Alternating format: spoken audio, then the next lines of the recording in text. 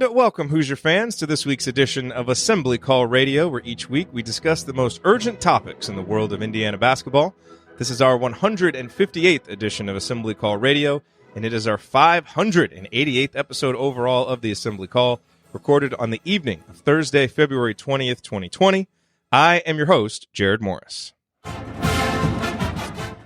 And let's begin this edition of the Assembly Call how we begin every edition of the Assembly Call, and that is with our Hoosier Proud banner moment.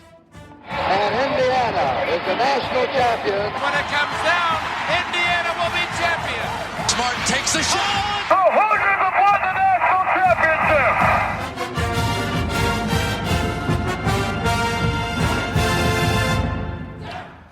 This week's banner moment occurred after Indiana's victory over Minnesota on Wednesday night when Archie Miller was asked about how he had adjusted his team's ball screen coverage for the Golden Gophers. Archie said, quote, "The adjustment was to not get us extended on their system and what they do. Our system wasn't able to be executed on Sunday against Michigan, and our guys lost confidence," unquote. Well, the adjustment seemed to work. Indiana was much better in defending ball screens on Wednesday night. And yes, it's important to note that Minnesota is just okay in ball screen execution. Michigan, by contrast, is among the nation's best, so some improvement was to be expected anyway. And yes, some of the improved defense was due to personnel, with Race Thompson playing 25 minutes to Joey Brunk's 8. But the reason this quote stuck out to me is because of the important lesson it seems to imply that Archie Miller has learned about his team. This particular team, anyway. I'll repeat the key line from the quote. "Our system wasn't able to be executed on Sunday against Michigan, and our guys lost confidence." Our guys lost confidence. Now, some groups of players might be able to experience some defensive breakdowns on the road, fight through them, and get the ship righted. Not this Indiana team. We've seen it repeatedly. Things start to go bad, their confidence in what they're doing drops, and the game is over in what feels like a matter of minutes. That has to be both infuriating and frustrating for a tough-minded, defense-first coach like Archie, who has such a strong and stubborn commitment to his principles.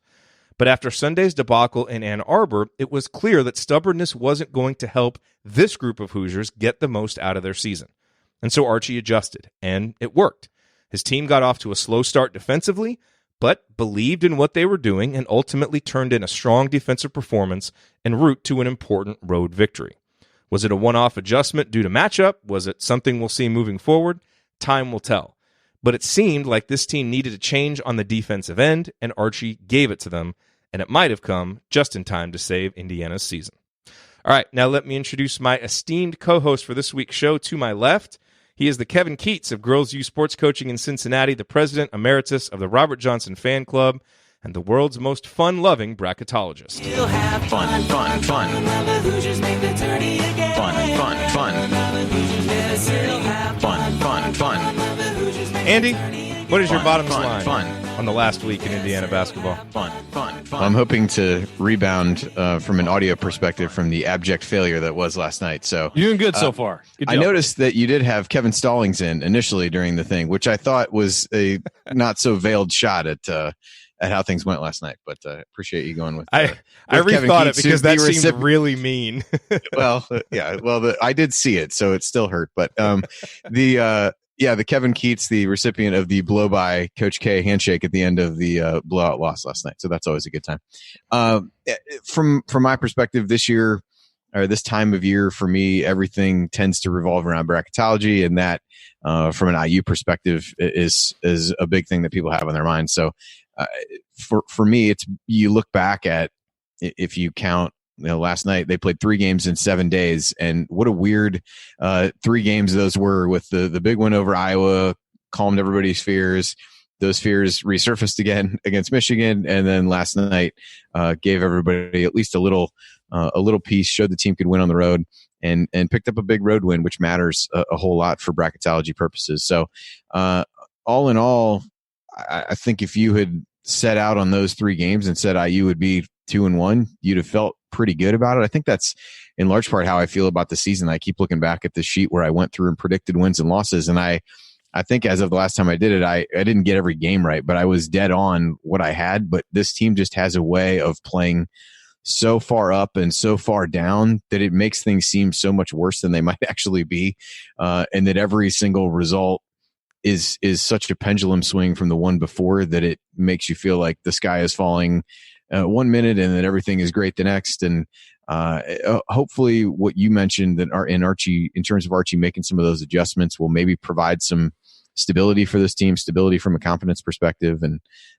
time will tell. They've reached the point, they've got more home games than road games left at this stage of things. And the one on Sunday against Penn State is absolutely huge at this point. I really feel like if they can get that one, they should really feel some confidence heading into those final 4 games of the season and have a good chance to end up at 10-10 in the Big Ten, which I think most people would have taken at the beginning of the year. But if this team has taught us anything, and really the teams from the last couple of years, it's that you can't take anything for granted or get too excited that this team may have turned the corner, because they're waiting to smack you in the face with the reality that may not have actually happened going forward. So for now, revel in the win at the barn and think good thoughts for Sunday.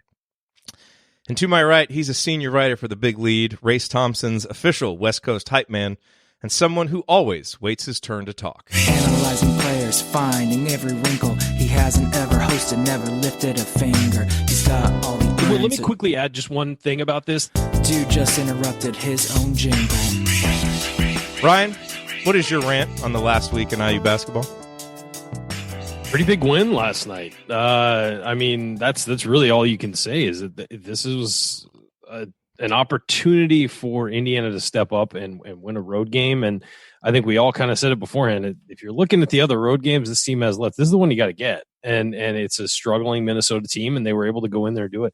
And the way they did it was with defense and with playing through the post, which is exactly what this team is supposed to do. And I rewatched the game today, and the one difference that I saw from previous games and previous road games specifically is that when the offense broke down and when things got strained or weren't working, they defaulted to throwing it into the post and wound up scoring a lot that way. And even if you don't score, you get a foul, you put pressure on the defense, maybe you get an open shooter, it winds up building to a positive instead of just passing around the perimeter and not, and then rushing a shot at the end. So the default setting for this team when things broke down was the right one, which is get it to your best player in the post. And Trace Jackson-Davis showed that he could take care of business all night. And so, rightfully we're talking about him today, but we also need to give credit to the people the guys who continually kept feeding him in the post and getting him the ball in situations where he could succeed. So I thought that was the biggest takeaway when I rewatched this game, is that when things were not necessarily easy offensively, they went to the default positive option, which is get the ball in the paint, which is what has supposed to have been the plan all year. And it felt like they finally, even though you had a good post player defending him in Oturu, they went to him and they attacked using that default setting, and it worked for them. And they were able to get to the line. They were able to cause some foul trouble, and then they were able to get some kickouts and drives through that. And you just saw Trace Jackson-Davis take the game over. If your default setting isn't give your best player the basketball, there's a problem. And they proved Wednesday night why that should always be what they lean back on when things aren't going perfectly. And then defensively, I'm sure we'll talk about it tonight, the defense was fantastic, particularly in the second half. I thought everybody stepped up across the board. There were some misses from the big guys and the screen defense and rolling back to their guys. But in general, I thought everybody played really well defensively and played, a whole step better than they did against Michigan, and even better at some points than they did against Iowa. It was you have a terrible performance that can sometimes linger and get you questioning yourself. I thought everybody stepped back up, and I was impressed by that, particularly with what the guards did. And so I was impressed with both ends of the court, that they went back to being who they're supposed to be, as opposed to trying to be something they're not. I would say also, you make a really good point about feeding the post, and that is on the guards, but it's also on Trace too. He got great position. And he was really feeling himself. He got confident, which hasn't always happened for him on the road. And the fact that he was giving him a great target, that was obviously a big part of it too. So yeah. All right, here's what we're going to talk about this week. We will look ahead to IU Penn State, which is coming up on Sunday. We'll talk about a few things that need to happen for Indiana to not just make the tournament, but to actually make some noise. And then we will answer your questions. Got a whole bunch of questions, so we will answer those. All of that coming this week on Assembly Call Radio. Before we get to all of that, just a quick reminder about tickets. If you are looking for tickets to IU basketball games for the remainder of this season, and of course there are still 3 home games. Indiana plays Penn State, Minnesota, and Wisconsin at home. SeatGeek is the place to look. And if you want to get tickets for the road games, Indiana plays Illinois and Purdue on the road, you'll be able to find those tickets at SeatGeek as well. SeatGeek delivers the best ticket buying experience with their website and their app. And they will also help you identify the best ticket values so that you can get the best possible seat for your money. And best of all, you get $10 off your first purchase with the promo code ASSEMBLY. So use the URL iutickets.shop because that will take you directly to the IU basketball ticket listing on SeatGeek. It's iutickets.shop, and then use the promo code ASSEMBLY when you purchase, and you will get $10 off. So promo code ASSEMBLY at SeatGeek for $10 off.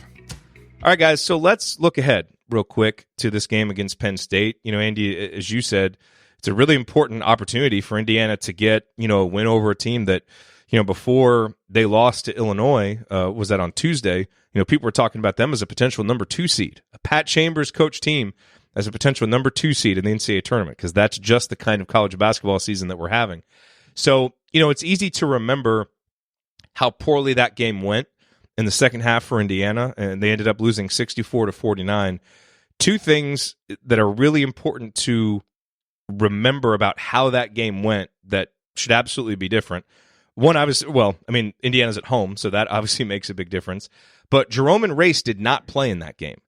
And those were huge absences for Indiana, given how much of an impact they make. Demezy Anderson played 16 minutes in that game because of those absences. And Indiana's guards as a group were awful. In a season of bad guard play, all 4 of them were bad. Usually at least 1 or 2 of them, deliver something. Indiana got nothing from any of those guys. And so you would think just by virtue of being home, where the guards usually play better, and having Race and Jerome back and them at home where they usually play better, I think there's a lot to like about this matchup for Indiana. Now, Penn State's pretty good. They've obviously been playing very well. But it's a game Indiana needs to get, and I think with those guys back, it's a game that they should get. I just went back and looked at the box score. The guards were combined, I believe, 3 of 26, if I'm doing the quick math correctly. So even perhaps worse than I remembered. I think the points about Jerome and Race are really important. That was on the heels of when Race had come out, played really well, and started to build some momentum. And he really struggled. And then Jerome, I feel like that was in the stretch where he had started to assert himself a bit better. That was right after the Maryland game, where he had arguably his best game as a Hoosier, and then ended up being ill and not being able to play. So I do think those are important. Those are guys that we talked about last night are really earning more minutes as key bench guys at this point. Race to the point where I'm sure people are clamoring for him to start. That seems unlikely, but I think if he plays anywhere close to the minutes that he played last night, that's a positive sign for IU. So you like IU at home. I think winning the game against Minnesota should hopefully give some confidence and hopefully get fan support back to, get people there. It's the Ryan Phillips special noon tip on a Sunday, no less. So my favorite. Even maybe even worse than normal. But so that will be a challenge. But I'd like to think that Race in particular can help inside. I thought they really struggled with Mike Watkins. That was I felt like he ended up making 6 free throws and didn't shoot well from the floor, but he was really active, drew 6 fouls. If this box score I'm looking at is correct, I thought he was really impactful, and I think he's the athletic guy that Brunk has had some trouble with lately. So I think if you get Race in there, you're able to do some different things defensively. So I think his presence will be big, and then just Jerome, another guy to be able to shoot. And I thought he played really hard. Didn't necessarily manifest itself in a lot of stats against Minnesota, but he cut really hard, was really attentive on defense in the time that he was on the floor. So he also feeds the post consistently. Like, he looks to feed the post every time he's out there and can cut off of that too, as much as anybody, I think. Yeah, the other somewhat injury-related thing, and I tried before we got on here to really get a read on this, but Myron Jones of Penn State has missed the last, I believe, 3 games due to an illness of some kind. He was actually had the best plus-minus of anybody on Penn State, despite the fact they only scored 5 points. He was plus 21 in that game. So I was unable to really find anything about whether or not he would play, but he's a guy that's been able to shoot it relatively well for Penn State. So he's shooting over 41% from three. So depending upon what his status might be, that's another potentially important factor, at least. Yeah. Ryan, do you have any thoughts on the Penn State game?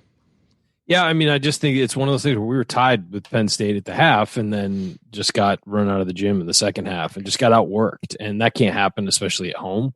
So this is something where these guys need to do what they did against Minnesota. And they were trailing going into halftime and they just hammered them in the second half. I think, 40-25 in the second half against Minnesota.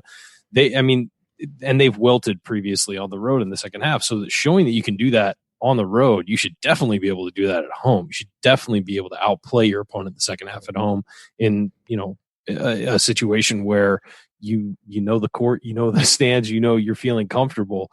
It should be something where they can outlast teams at home. That hasn't necessarily always been the case. I mean, Purdue roughed them up and they really didn't rise to the occasion there, but they did play well against Iowa. So hopefully it's a different story at home than it was on the road against Penn State, because I think that the matchup with Penn State isn't terrible. I think it's a pretty decent matchup for Indiana. It's just a matter of executing and getting it done. And Penn State's a good team, has been playing very well this year, but I think that Indiana has an advantage in the matchup, especially being fully healthy. And it's a big opportunity for probably Justin Smith and Race Thompson to guard Lamar Stevens and really try to shut him down. He wasn't overly efficient. He was 7 of 21 in that first game, but they could have done.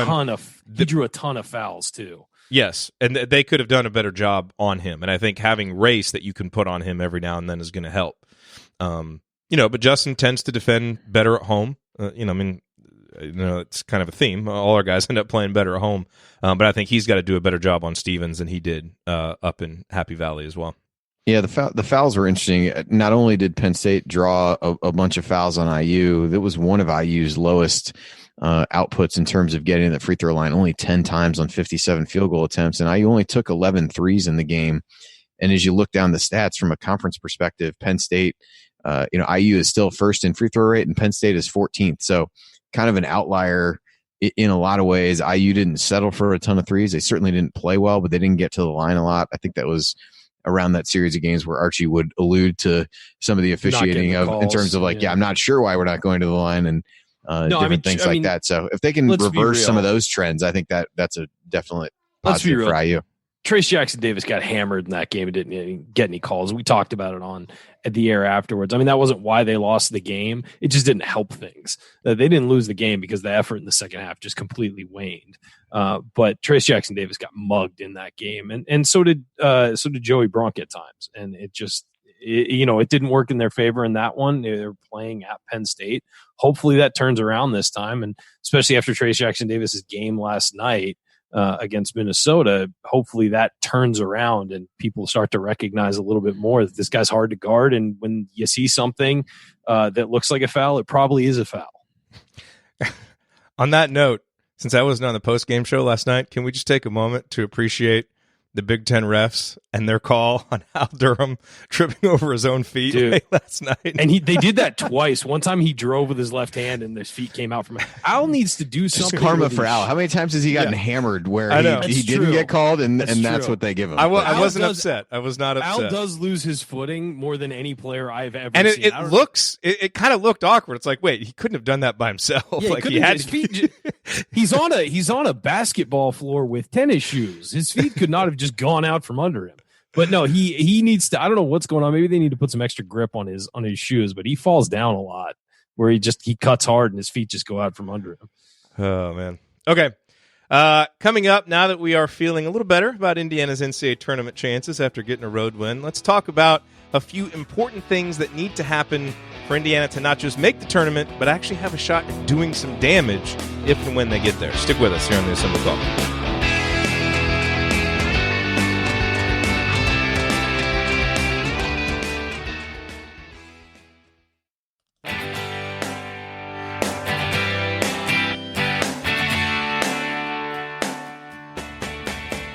Hey, this is Max Bielfeldt, Big Ten champ and Better Than Advertised Sixth Man of the Year in 2016. And speaking of Better Than Advertised, join Jerod, Andy, Ryan, and Coach on the Assembly Call after every IU basketball game. Go Hoosiers. Thank you, Max. Welcome back to the Assembly Call. You can find all of our content at our website, assemblycall.com. And if you ever want to join the chat mobbers during our unedited live broadcasts or watch those replays and see all the between segment banter, then check out our YouTube channel at youtube.com/assemblycall. I'm Jerod Morris here with Andy Bot. I have it written on the script as Andy Phillips. Anyway, I'm here with... Two of us are not related, just FYI. I am... One of us is being replaced by someone new, though. That's the lesson. It's just a matter of who. I am Ron Burgundy. Just put it on the sheet and I'll read it. By the way, Ryan, did I tell you when I did that cameo with Max, I sent him a Twitter direct message just because I wanted to just kind of like prep him when I sent it. I was like, hey, so back when you were a player, we kind of had this whole bit about you being better than advertised. And so I'm going to send you these cameos. And that's what I mean by the better than advertised. He's like, oh yeah, man. He's like, I remember back when I was playing. He was like, I always really enjoyed that. I was like, oh, all right. That's kind of cool. Appreciate glad that Max. It got through the ether to him. Yeah. He was certainly better than advertised. He was absolutely better than advertised. Okay, so I just wanted to have a little fun with this conversation here. And, basically, we're feeling better about Indiana possibly going to the NCAA tournament. Still have work to do, so not taking it for granted at all. But, what are some things that we think are both important and realistic? Right, so we can't say like Devontae Green becoming a consistent scorer because let's face it, that's not really realistic at this point. It's important, but it's not realistic. So some important realistic things that have to happen down the stretch for Indiana to not just make the tournament, but to also have a shot at winning a game or two if they get in. Okay, so I'll go through my three, and then you guys can counter riff them off of that. Yeah, say others that you think are more important. So here are the three that I have.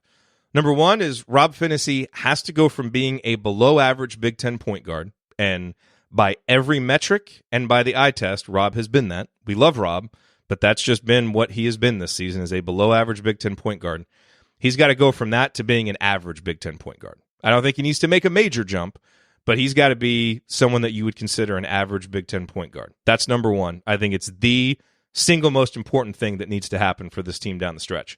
Number two, I think that let's just go one by one. Sure, though. go for it. Let us get a response to this. I completely agree. That would be one of my three. Making a list would be Rob Phinisee improving and getting to the level.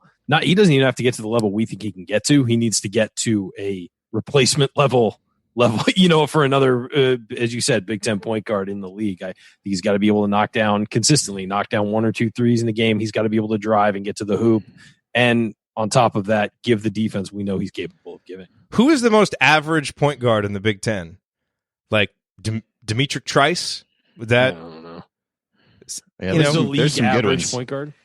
There's some good ones. There's some really good ones. I was just trying to think of a name. If below average would be the lacrosse guy from Northwestern, right? He didn't look below average against IU. I know, seriously. That's That's the challenge. Yeah. I don't know. That's a fair question. Anyway, we can. One of the Ohio State guys. We'll discover that at some other point. But I think that Rob stepping up would be on my list of 3 for sure. I don't know if it would be number 1, but it'd be on my list of 3. I was gonna say I had on my list was just improved guard play in general. I really thought, while nobody stood out last night necessarily, I thought in the aggregate they produced a pretty good stat line. They took reasonably good care of the basketball. Only 10 turnovers overall. I think 6 of those came from the guards. So I thought that was decent. I mean, you look back at that Penn State game, you look no further than that. I mean, 18 turnovers led to 20 some Penn State points. So I think while it would be great if one of those guys really emerged, I thought they all complemented each other relatively well. And even Devontae in the second half, I thought a couple of the first half shots were questionable. We talked about the hustle play of him, throwing the ball away and not really getting back on defense. But I thought in the second half, he was pretty under control, didn't force things much. Did have that one layup that he missed and Trace cleaned up in the lane. But I just think if you can get a bit more consistency out of those guys and get some kind of, I don't know what the number is, it'd be good to kind of look back over the course of the season and say, hey, when they as a group hit certain thresholds, what have they done? But I thought last night was a decent performance in that regard. And so if they can carry that over and complement each other well, I think that's a good one. So Rob is definitely a part of that. Mine was just a little bit more vague, I guess. Yeah, okay. So, I mean, we all agree there. The guard play definitely has to get better, and it'd be nice to have one guy that you can count on, as a playmaker and a guy to take care of the ball. And so, to me, Rob's that guy. So that's number one. Number two, I guarantee we're all going to agree with this. And it was almost too obvious to put on there, and yet you look at the numbers, and it's like, let's not take this for granted. Number two is Race Thompson needs to play 20-plus minutes a game. Like, he needs to be one of the top 5 minutes guys on this team. And that seems obvious after the last couple of games, but keep in mind, he's only done it 3 times all season long. He's played 20 or more minutes in the last 3 games. Yes, so. Against Minnesota, Iowa, and then way back in the Princeton game. And obviously, Indiana's playing a little bit of a different style earlier. He's had injuries. Although I will say, folks who were listening to the show back in November, remember us talking about how Indiana seemed to play the best when Trace and Race were on the court at the same time. We were talking about that back in November. Who brought that up first? I think he's on the show tonight. I don't know. I mean, we all know. I know we all agreed, but yeah, I've been just let Ryan take his victory lap on it. You. Whether it was Would really him or please? not, just let it go. Because he's gonna insist that it was him. So there's just no reason. I brought that up, and I do remember bringing that up, and you guys agreed fully that they looked like the best post duo. Mostly because they can switch, they can guard on the perimeter, they can move really well on defense, sort of in every, on every third of the court. And then offensively, they play off each other. Race has made some really nice passes this year when he hasn't. And now you're seeing him start to make shots and start to, score in different ways around the hoop. And he made all 3 of his free throws against Minnesota, and his shot looked really good. I think that he's made 3s this year. I don't think that that's something we're going to, rely on, but I'm certainly okay with him taking 1 a game because he's made them. But he's a versatile guy, and he's a versatile guy who, quite frankly, we've said it before, is a difference maker. Indiana's better when he's on the floor. So I agree with you. He needs to play more. I don't know if he needs to start. There were a lot of people clamoring for him to start after the last game. I don't think that's going to happen. Just because Brunk is the veteran leader who probably his attitude sets a tone in practice and all that stuff, and he's getting rewarded for that. But Race needs to play a lot down the stretch, and I think there's another guy who needs to play a lot down the stretch. We'll get to that sort of in your next one, I believe, Jerod. But I think that's inarguable that the more Race Thompson plays, the better it is for Indiana. Yeah, I had that one on my list as well. I think that's relatively obvious. IU undefeated when Race scores at least 5 points in a game. I think it may have only happened 7 times, but that's neither here nor there. Big Ten stat of the day.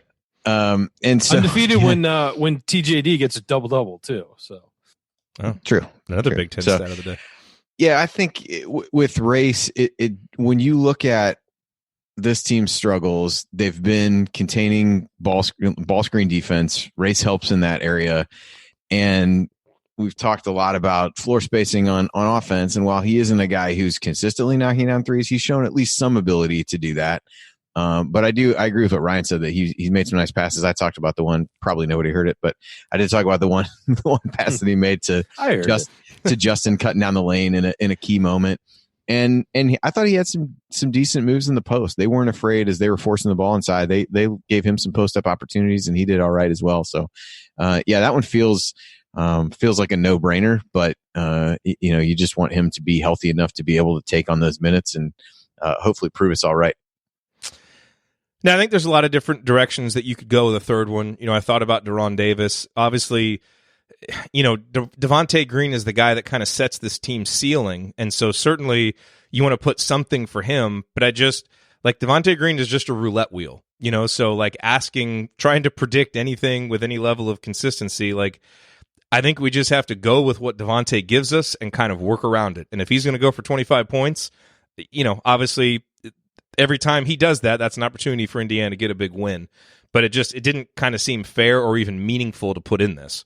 So I didn't really go that direction. To me, it comes back to Jerome Hunter, because I think he's the other guy after Devontae that kind of has that offensive confidence that can really give this team another dimension. And so, you look at Jerome, I think the thing is he's got to get going offensively and become a consistent scorer for this team again. The Maryland, Ohio State, and Purdue games, he averaged 10.3 points per game. And it really looked like he had kind of arrived offensively as a guy that you could count on for scoring off the bench. Iowa, Michigan, Minnesota, he's been at 2 points per game. And just hasn't looked as in rhythm, hasn't looked quite as confident, quite as assertive. And so that's the other guy. part of the reason I thought this team could always be better at the end of February and March and be a pretty good team heading into the tournament if they got there, is I thought this is when Jerome would start to hit his stride and give Indiana another dimension offensively. And we've seen it, but now if we can get it consistently and he can be a guy that Indiana can really count on, that really adds another dimension. And so I think that's, you start looking at what could make this team dangerous in March. If Jerome's a guy that can come off the bench and get you double figures, that's huge. Ryan, would you like to? Yeah, I think that's absolutely a solid one. Mine was just that he needed to get more minutes, and I think that because you're seeing Jerome Hunter do some things defensively that are great. He gets beat defensively sometimes, as you'd expect with a freshman. But last night he had a really incredible block where he rotated from the weak side over and blocked a Turu out of nowhere. We've seen him have streaks of good offense, but I feel like he's hit a bit of a freshman wall the last couple games. I think it's one of those things where you got to play the guy through that. You got to let him play through that.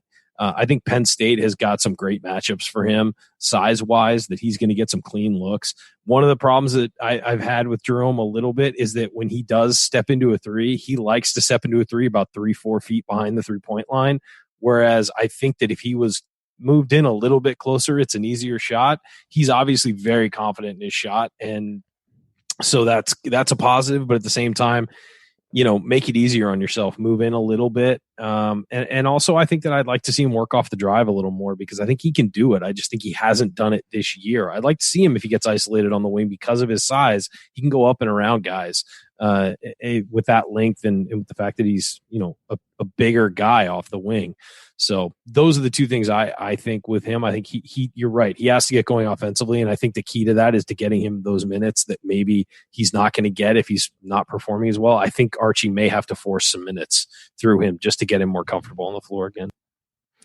Yeah, I think the minutes piece is what becomes interesting with him, because if you assume that point number 2 is followed and Race gets more minutes, then it really limits whatever amount of time you might play he and Justin at the same time by really going small. We haven't seen him used as a 2 guard, even though I think we've all been semi intrigued by what that might look like. So it really then becomes a place of how many minutes are realistic for him to get at the 3 with Justin out there. Do they split that down the middle? Do they do something else? I think that's where it becomes potentially challenging to figure out how to actually get him minutes. I don't necessarily disagree that he needs more time to get in the rhythm of the game. And like I said earlier, I thought he played really hard in the time that he was on the court against Minnesota. So I'd like to see it. I just not really even to play devil's advocate in the sense that it's not a good idea, just more to try to do the math and figure out where those minutes could potentially come from. All right, Andy, did you have some additional ones? Yeah, the only other one that I had that didn't fit in with what you said, although I guess it could fit in with the guard play, was try to bottle up that insistence on getting the ball inside that we saw last night. Again, we're not breaking new intellectual ground by saying this team is not a great outside shooting team and that they really need to their bread and butter needs to be getting the ball inside, getting fouled, things like that. But that's something that's really come and gone at various points during the season. I thought last night was one of the best games, at least against reasonably good competition, that they were most adamant about doing that and didn't deviate from it over the course of the game. So I think that's something that they have to figure out. There are definitely tough defensive matchups for that in the Big Ten. Teams will make it difficult for them to be able to get there, but I just thought just insistence is kind of the best way that I could put it, of really getting the ball inside, getting the ball to Trace more specifically. As Ryan said earlier in the show, it doesn't feel like you should be having to tell people you need to get your best player the ball a whole lot more than you have been, but that was the focus last night, and I think that needs to be the focus going forward. If they can do that, this team will go as far as Trace can take them, but they got to give him the opportunity, and he has to provide himself the opportunity. Archie talked about that after the game last night, about sometimes he doesn't post hard enough and different things like that. I think if he continues to do that, they've got to continue to feed him, and good things happen when he gets the ball in the paint. A lot of times it is going to make you an inherently inconsistent team when you are counting on a freshman to be your rock. Understandable. And to be your leader, especially a freshman big man in a conference with this many good big men. Like, it really is pretty remarkable the season that Trace is having, given. He's got to be the Big Ten Freshman of the Year. I sorry. would certainly like, think so. I yeah, mean, in terms of what a guy means to There's his other team guys, and just but- how good he's been. Yeah. Yeah. It's not close. And he can take it and run with it down the stretch here. You know, I mean, it's all there for the taking. So hopefully he will. All right, one last point that I want to make here before we get out of this segment. You know, these last two games after the Michigan debacle and then obviously the big kind of unexpected win against Minnesota, there has been so much knee-jerk reaction about Archie Miller's job status and how hot his seat is. And, of course, all the John Beilein news getting sprinkled in there has just, like, made everybody go That poured nuts. gas on the fire, I think. Yes. And so I just want to say, like, to everybody, like, we love the passion. You know, and it's like you got the people after the Michigan game that are like, Archie's the worst. He's never going to get it done. Then after the Minnesota game, there's like people dunking on, you know, those people on Twitter, like, you know, as if that one game was a referendum on the Archie Miller era and everything's perfect now. Here's what I want to say. Everybody, just chill. Like, let's stop reacting so strongly to each data point, you know, because it's been a little bit up and down. It'll probably be up and down from here on out. So, you know, it's important to try and analyze each game, take the good with the bad. What did we learn? All of that. But then set it aside and let's save all the big macro reactions and discussions and decisions for the end of the season. Like the roller coaster of the team is one thing. The roller coaster at times of the fan base trying to extrapolate big decisions and statements from one game and then throw them in the face of other fans. I just think we're kind of doing each other a disservice. So we're all kind of pulling in the same direction here. We all want the same thing. I think for those kind of judgments and reactions, let's just save that stuff for the offseason and just try to be a little more even keel from game to game, especially with our public comments. You know? Guys, you realize that we're all rooting for the same team, right? Like, it just sometimes doesn't feel like it. It's like we all want them to win. Like, how they get there, yeah, we can have discussions over that, but having fights over it is a little much. Well, and I think we've tended to, over the course of time, focus more on the critiques from an in-game standpoint of what's been done, which I think we've done a lot of in terms of running the same lineups out, doing whatever. And I think by the same token, seeing some adjustments made in the Minnesota game is fine, but it doesn't really, you know, he's not, even if the, well, there's not really even if the new athletic director is named tomorrow, nothing's going to happen until the season is over. So to have some of those wider conversations about, where might you turn? What are the odds? I mean, that's not even a potential reality at this point. So I'm more of the camp of let's try to critique what happens each game, see if we're seeing growth from the coach, growth from the team, which for times this year, I don't feel like we have. And that I think many people would agree with that. But I also don't know that when you take a little bit of a step back that you don't see some positive things. It just is. And we were talking about this during the break. This team over the last month or so, there have been very few games that weren't double digits or, 8-9 point games one way or the other. So it lends itself to these wild swings where the team is either getting completely hammered or look like they're playing really well. And they're probably not as bad as their lows and not as good as their highs, but we just haven't seen a whole lot of the games. But there are only lows and highs. Yeah. I mean, short of the Maryland game and the Michigan State game, those are really the only two that were very close within the last, 8-10 games or so.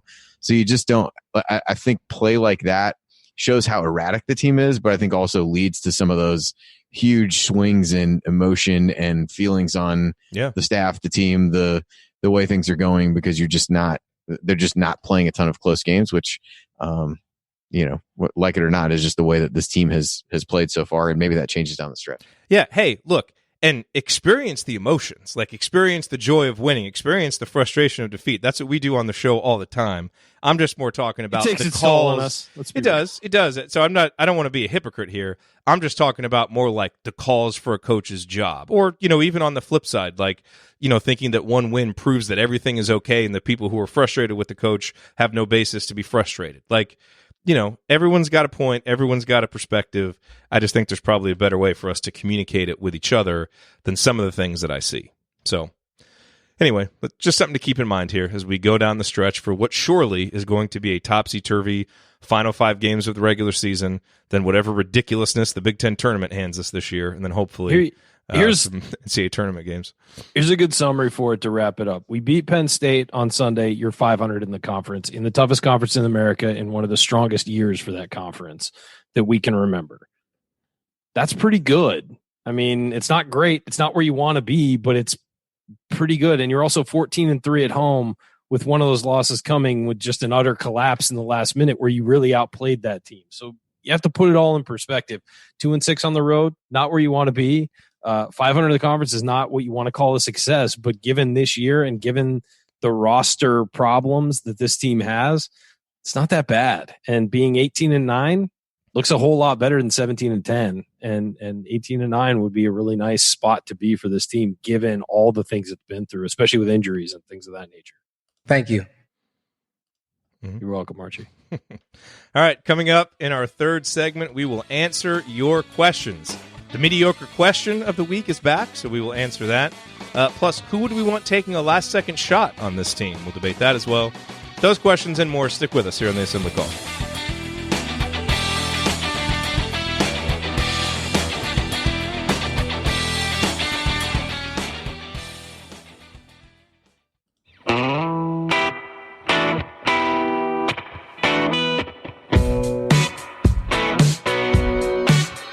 This is Jordan Halls, and I never miss a shot or an episode of the Assembly Call.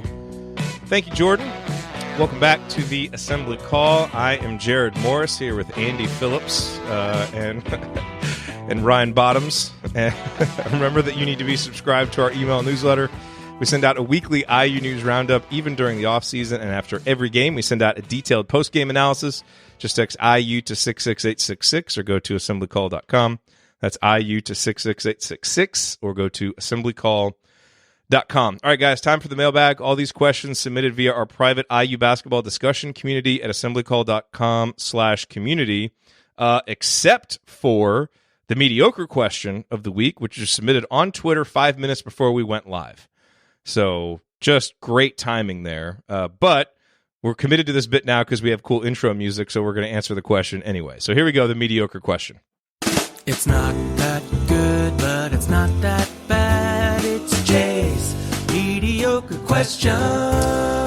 Okay, so here is Jay's mediocre question. If there was one thing and one thing only that you could take from the Minnesota game and ensure that IU would do it in every game moving forward, what would it be? I would say that when Al Durham falls to the court awkwardly of his own volition, that a foul gets called. Get about 4 free fouls a game. That would be amazing. No, what would you guys say? I would say feeding the post consistently. I think that was the big takeaway. And I think there's one other answer, and I think Andy's going to take it. Well, one would be taking better care of the basketball. I think the 10 turnovers was that's actually big. a good third one. Maybe race. Forcing the opponent to shoot 16% from 3-point range. That would be good. Although I don't know, again, how much of that is shot selection versus defense. But yeah, that would be good. If you told me going into every game your opponent was only going to shoot 16% from 3, you'd feel okay. Take it. No, I think it's feeding the post, and there's one other possible answer, I believe, and that's just the defensive intensity was there for 40 minutes. I thought, in the beginning a little bit they were kind of feeling their way through a game, but that's common. I thought that defensively they rotated, they played hard, and I think that the change in the hedge defense really helped them because it allowed them to recover quickly, and it helped the rotations not get out of whack. And teams are getting 25, 30 points just from the rotations being out of whack from that hedge defense. I mean, Michigan scored, I think I determined about 2/5 or almost half their points somewhere in there from that hedge defense. And the change was smart, and I thought that it helped the team not get discouraged and keep their intensity up. A couple other directions that you could go in with this answer. One would be play small more, because that was obviously big for Indiana. And I'll tell you one, I mean, if we're talking about one thing that you could take in every game moving forward, Trace to believe he's the best player on the court. That's huge, and that was a big part. That kind of goes along with feeding the post. That we pin that on the guards a lot, but it also makes a difference if those big guys are in there given a target, really demanding the ball. and being assertive with it when they get it. And Trace had so much confidence that we haven't seen from him much on the road. And if he can bring that to Mackey Arena or Illinois, Indiana's going to have a chance in those games. Really. He is so important to what this team does. And obviously, the other home games as well. So all the ones that you guys said are important, but I think that one would be a good one as well. Okay, next question. This is from Matt. If we have to make a shot in our final game to win and make the tournament for the first time in years, who on this team do you want to take it? Well, here, are we going to go with a 3-point shot or just any shot anywhere on the floor? He just said, okay, if we have to make a shot in our final game to win and make the tournament for the first time in years, who on this team do you want to take it? Oof, that's tough. So I think time last year, Finney would have been everyone's answer. And if it's catch and shoot, Finney would be a good answer. But here's what I'd say. Just from the context clue of the question, where he says to make a final shot to make the tournament for the first time in years, I would give it to Devontae because he's the best shot maker on the team, and it would be his opportunity to not go down in infamy of being a 4-year senior that didn't make the tournament for the first time in 50 years, he and Duran. So I would say, let's give it to Devontae. You make it, we're going to the tournament. You miss it, we don't. That's where I would go with it. If it's a catch and shoot opportunity, I'd say Devontae. If it's off the dribble, definitely not Devontae. That's true. But if it's just any shot on the floor, I think you put the ball in your best player's hands. Like, even though he's a freshman, I give it to Trace. If it's anywhere, if we're talking anywhere on the floor, I'd throw it into the post to Trace and let him go to work. That is my. And if it wasn't Trace, it'd be Duran in the post somewhere. Just because I think they're the best finishers on the team. Or the best, in that position working one-on-one. But if it's a catch and shoot opportunity, it's Devontae. It has to be. I don't know. Duran from like 18 feet might actually be our most reliable automatic shot. The shot he took last night would suggest otherwise. But yes, I would agree. But he had to take it after the last couple games. So. Yeah, I'm not saying it was a bad shot. It's from a process standpoint, the result was poor, but the process was okay. He was due for a bad one. We all have some bad ones every now and then. From Jim Tom Hoosier, if Trace plays this way the rest of the season, do you think he might surprise everyone and go pro? He's basically already said that he's going to come back. Question was, is Trace on a 2-year plan, Ryan? That is basically that's ultimately the question. According to the man's own statement, yes. So. Yes. And Ryan has confirmed with sources that it is true. No, the source is Trace. I think it makes the most sense because I think he has a lot to work on as far as his NBA game goes. Now, if he goes 27 and 16 every night out, I mean, it could potentially change the equation a little bit. But he has to know that performance is not going to fly in the NBA because he's not going to play the 5 in the NBA. But the NBA also isn't stupid. Like, if they project him to be able to shoot, like they might say, let's get this guy and work with him for a couple years. Yeah, that's possible. But here's the deal with the NBA. The way the game is going, you have to already have that 3-point shot somewhere in your bag if you're going to be Trace's size and be a flexible player. And he's shown that he can guard out on the perimeter a little bit. He clearly needs to learn. I mean, even though he's had long jumpers go in, the form on that long jumper is not good. The form on his free throw shots is a little stunted. I think he's done okay as a free throw shooter, but they project free throw shooting as the key to whether or not you're ever going to be able to make a 3. And his shot kind of stops in the middle and has a hitch in it. He needs to iron those things out before he turns pro. In my opinion, 70.5% from free throws from the free throw line, which is really good. And so my opinion would be is that the thing is, if he'll get drafted if he goes to the pros. That's not a question. And hey, he might even sneak into the back of the first round. If he wants to be a mid-first round pick or a guy that is somebody people have to reckon with in the draft and take highly, I think he's got to come back. Yeah. No, and look, he already said that he is, so I think we should just take him at his word until you hear something else. Andy, last question that we'll probably have time for here. Why do you think Archie sticks with the same lineups each game and to start the second half? It seems like Ray should have started. Yeah, I mean, I think we've seen that from him over the first few years of his tenure, that he gets a group and he tends to stick with it. I thought last night was a good step in the right direction in the sense that he didn't ride it out too long to try to see if things would turn around. I thought he did the same thing both halves with Joey. So that part's good, but he just seems to be a creature of habit. Yep. Okay, we will hit the rest of the questions on the podcast. That will have to do it for us on this week's episode of the Assembly Call. If you want to see us do the show live, join us at assemblycall.com on Thursday nights for the live broadcast of our Assembly Call radio recording. And don't forget to go to assemblycall.com or text IU to 66866 to join our free email newsletter. Special thanks to Bob Thompson for producing a lot of the music that you hear on the show, and thank you for listening. We will talk to you again on Sunday afternoon after IU Penn State. Until then, take it from me, Robert Johnson. Keep your elbows in and your eyes on the rim. And go Hoosiers. Thank everybody for coming out. All right, I got to get out of here, folks. Thank you. Can your mom bring some tiramisu? Oh, can she? Okay, there's a few other good questions. Let me do one question, then I got to go because I have a work thing popping up, so I can answer one. Let's pick one for me. Oh boy, man, this is a lot. Pick a good one. Okay, your thoughts on the transfer rules? Because Sally asked a question about the transfer rules.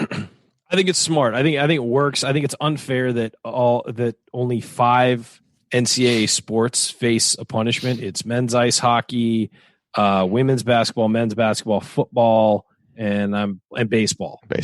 Are the only ones where you have to sit out a year if you transfer.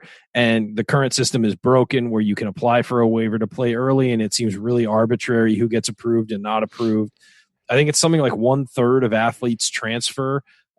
When kids go on these visits, and I know people say, well, you made a commitment. Well, when kids go on these visits, they're sold a bill of goods that isn't necessarily what real life is at these campuses. Kids also transfer, have family things pop up or commit, have family things pop up, need to go home. They run into experiences. I remember one kid last year at Florida, his roommate had sexually assaulted a girl. And he wanted to transfer, and Florida wouldn't let him transfer. And then he finally got to transfer. And then the news came out about that guy. It's like, you know what? Just let the kids transfer one time. I agree that people are saying it's going to create free agency or whatever. Well, how about this? Treat your student athletes well, and they won't want to leave. I mean, I really think that is the biggest aspect of this, is that if kids are happy on campus, even if they're not playing well, even if they're not getting great playing time, whatever, but if they're happy on campus and feel taken care of and treated well and are doing well academically and the right things are in place at each school, the idea that they're going to transfer is lower and lower. And by the way, if a kid isn't playing much and wants to go somewhere where he's going to play more power to him. I think that if the coach isn't taking advantage of the athlete he has, then yeah, I think these kids should have an opportunity to transfer. I agree. There are unforeseen consequences that are going to happen. Let's let these kids do this and then deal with it later. The NCAA takes advantage of kids in so many ways. I think this is the least they can do as far as a concession goes, is let kids who are unhappy at the school they picked go to a different place and pursue happiness and trying to be, in a better situation. So that's my thoughts on it. I think it's fine, especially now because the current process is broken where everybody applies for a waiver to play immediately and there's no rhyme or reason who gets accepted. So, I get it. If a coach leaves, they're typically going to get accepted. But right now it just seems I want to be closer to my family. Well, no, we don't. We think you should sit out a year. No, we think this. It's nutty the way this. You've got to either have like a set. There's just no transparency in it now, so they set themselves up to be second guessed. Yeah. So I think that honestly, with the way it's developed now, I just think this is the right thing to do. And you're starting to see conferences back it too, because they understand it's the right thing to do. The Big Ten and the ACC have both come out and said it's right. I think the MAC came out and said that they're going to pass something that lets guys transfer. I understand some coaches will hate it. I understand some athletic departments will hate it, but you know what? Anything that's better for student athletes, I think we should be pursuing, because everybody else seems to get the big benefit of athletics, but the student athletes are the ones that are held back a little. So anything to make those kids' lives a little easier. Yeah. Sally actually used the example of softball and how, it's not just kind of lower tier players transferring. It's a lot of high profile players transferring and even saying they want to do it to, try to get to a college World Series. And we'll probably see that, guys will transfer to a Kansas or to a Kentucky, but that's, it's the first thing you have to figure out is it right and is it fair? And you do that. And, if there are, like you said, there's going to be some collateral damage. I don't think it's going to destroy college basketball like some people say. Yeah. So, I mean, the transfer right portal and fair for the players. So let's do it figure it out. Maybe something has to be tweaked later on because everybody's like, okay, this is a total disaster. Let's figure that out. But I think this is a good step in the right direction. I mean, people are entering the transfer portal and staying now. I mean, like tons of people enter the transfer portal in football and basketball after the season. And then a lot end up staying, a lot end up transferring. I mean, it's already there. We're already there. I just don't see the point in punishing. And by the way, as far as basketball goes, that in some ways it helps the coaches because then you can reload with another player that you think fits your system better. But I know some coaches at mid-majors aren't going to like that because their guys are going to trade up to big conference schools and stuff. But that's already happening. Any guards? With the grad any transfer playmakers? rule, with the grad transfer rule, it's already happening. So I just think that people who are anti this change, I just think that there are a lot of good reasons to do it and very few bad reasons. And again, if it turns into a complete mess, they can always go back on it. They can always alter it, fix it, change it. But it's worth it. It's worth trying at this point. Yeah. All right, guys, I'm out. All right. Thank you. He gone. I will see you. I mean, if Jalen Crutcher wants to play for a Dayton coach that actually, had several seasons of success, come to Indiana, Jalen. Play for Archie. All right, Andy, let's run through these last questions here. Alex says with Trace coming back, so he's just assuming that Trace will be back, which is what Trace said, so it's a good assumption. This year is looking like a great year of preparation for a title run next year, he says. I might be slightly aggressive there. See what happens with the transfers. Maybe, perhaps more than slightly, but all right. How do you expect Archie to wait playing time for the underclassmen moving forward to get them reps in Big Ten action? Can this be done while also not giving up on the season? I really thought last night was a good formula in that way. Maybe you want to try to find a few more minutes for Jerome. He only played 11 minutes. But I thought it was a good balance of you put guys in a position to be able to win the game. And by doing so, you played Racemore, who would, if next season is going to be anywhere near as good as the question intimates, then good Lord, let's hope so. Yeah, then he's going to be a big part of that. You're continuing to get Armand some spot minutes, get him a little bit of experience, but not overloading him with too many.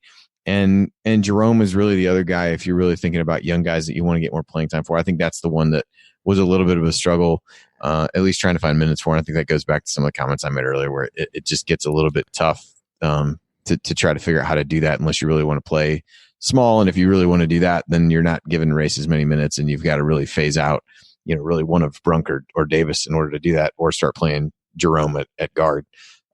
So I thought last night was a reasonably good formula to be able to do that. At this point, you're really in no position to be able to give up on the season. You got to do whatever you think is giving you the best chance to win games. And I think you see that in him turning back to a guy like Duran, who's played well and responded in these situations as a senior, and certainly a guy that if you're playing for next year, you'd have every reason not to give a ton of minutes to, but he's generally played well over these last handful of games and responded to that situation. So I think they're actually doing a relatively good job of that so far. I agree. You said everything I was going to say. Adam says, do you guys have any info on the latest recruiting efforts Arch and the staff have made? Saw something about a 5-star planning a visit. That is Aminu Muhammad, who is planning an official visit. Anything else notable going on recruiting-wise? That's kind of the main one. Obviously, there's a lot going on with the guys in the state of Indiana. Trey Kaufman, who Indiana's been seeing a lot, and all the guys in that class. Rob said also thought there was a possibility that a 2021 candidate may reclassify like Race did. Forgot the name, but it was a guard. So you've got Carter Witt from North Carolina that has talked about reclassifying, hasn't made a final decision yet.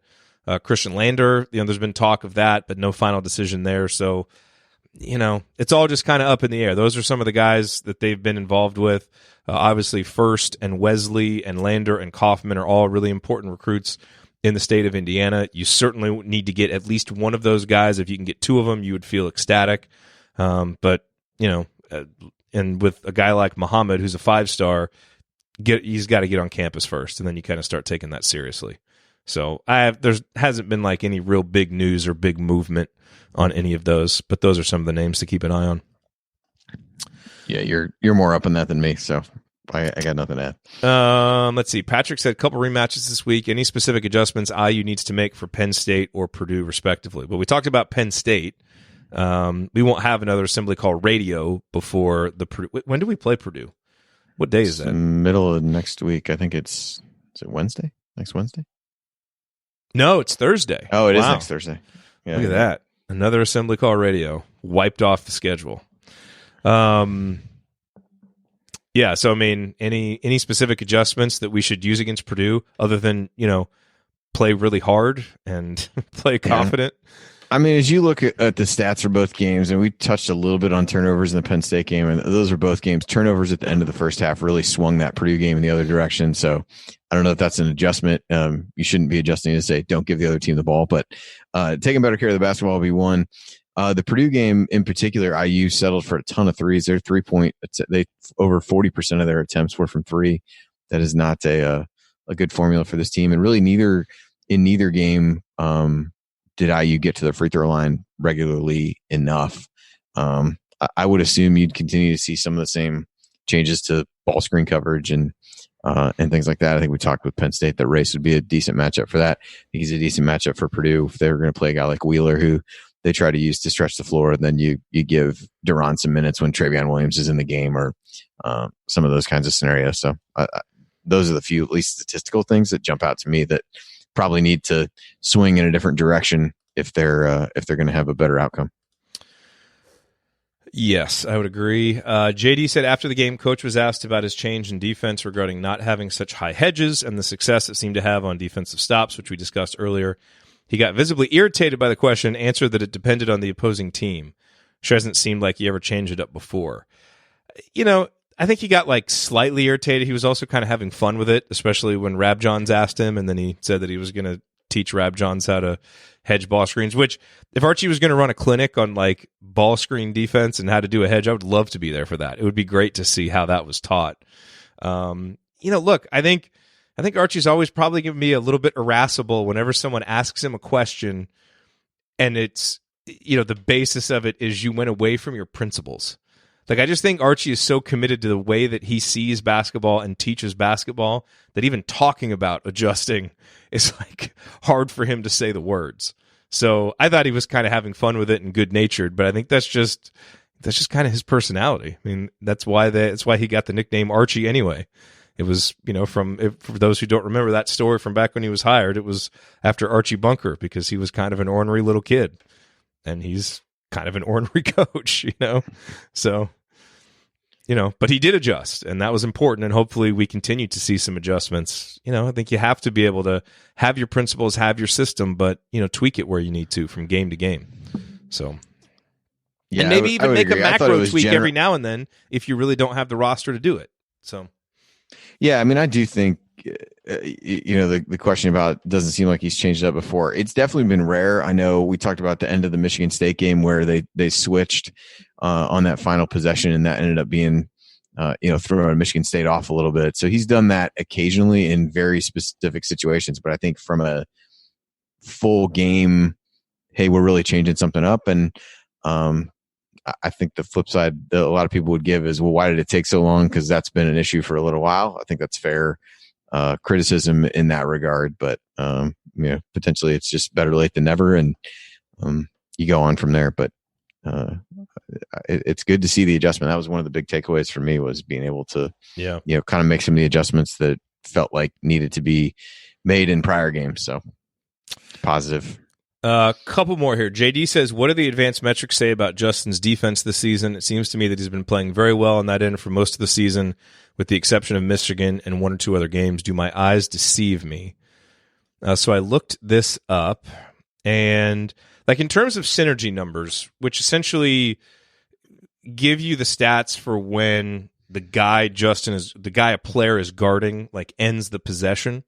So in 175 possessions where Justin's man has ended the possession either with a turnover or a shot or getting fouled, he's given up 0.77 points per possession, which is in the 67th percentile.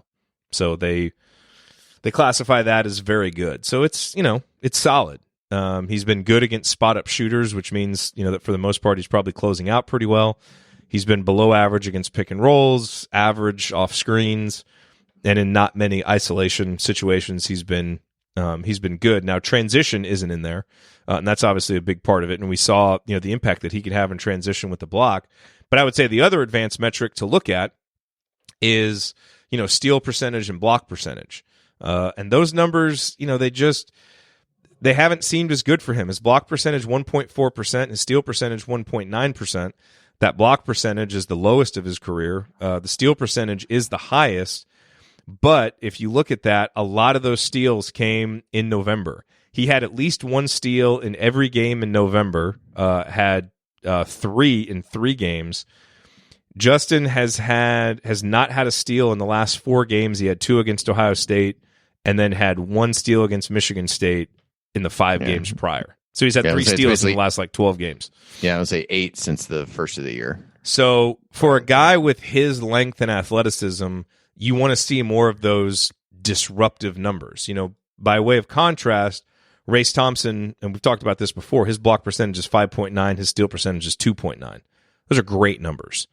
To have good percentages of both of them.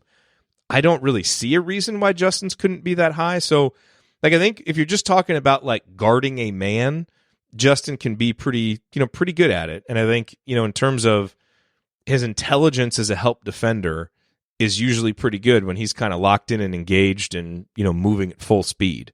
But I think what you would like to see from him is more disruption. And especially for a guy who is that good in transition, more blocks, more steals help give you transition opportunities. So it would really seem to fit in with what he does the best. So I would say it's a mixed bag with him defensively. Yep, I would agree.